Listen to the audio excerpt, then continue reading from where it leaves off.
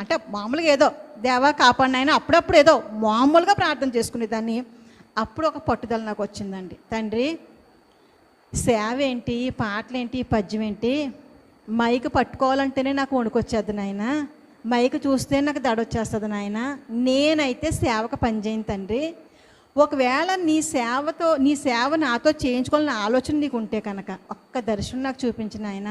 నాకు దర్శనం అంటే కూడా ఏంటో తెలియదు, నువ్వు కనబడతావంట, మాట్లాడతావంట, నాతో మాట్లాడు, ఇలా చేయని చెప్పు, ఒక చిన్న సాధనంగా నన్ను వాడుకోను ఆయన అని చెప్పి ఏనాడు ప్రార్థన చేయను నేను దేవుని పాదాల చెంత నమ్మికతో విశ్వాసముతో ప్రార్థన చేస్తే దేవుడు ఆలకిస్తాడు అనే నమ్మకంతో మోకరించి దేవునికి ప్రార్థన చేయడం మొదలుపెట్టానండి.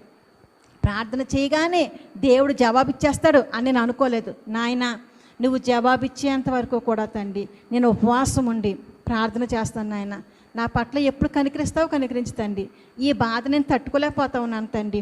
నువ్వు నాతో మాట్లాడాలి, నువ్వు మాట్లాడిన తర్వాత నేను నీ సేవ చేయాలి నాయన అని చెప్పి దేవుని పాదాల చెంత విజ్ఞాపన చేసి ప్రార్థన చేసి దేవుణ్ణి అడగ్గా, ప్రియ దేవుని బిడ్డారా, దేవుడు తన మహాకృప చేత, తన మహాదయ చేత, తన మహాకనికరము చేత దేవుడు దర్శనము ద్వారా నన్ను దర్శించాడండి, నాతో మాట్లాడాడండి. ఆయన నాతో మాట్లాడాడని రుజువు ఏంటంటే, ఈరోజు నేను దేవుని యొక్క సేవలో మైక్ పట్టుకొని మాట్లాడగలుగుతా ఉన్నాను అంటే అది కేవలము దేవుని యొక్క మహాకృపను బట్టే. గట్టిగా దేవుని స్తోత్రం చెప్దామా? ప్రియ దేవుని బిడ్డ, ఈరోజు నేను దేవుని యొక్క సేవలు దేవుడు మీతో మాట్లాడంటే రుజువు ఏంటంటే ఈ మైకే సాక్ష్యం అండి. ఈ మైక్ బట్టి ఎలాగెలా వణుకుపోయేది.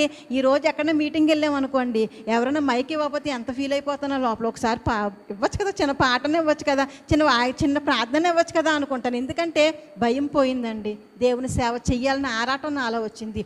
ఎందుకు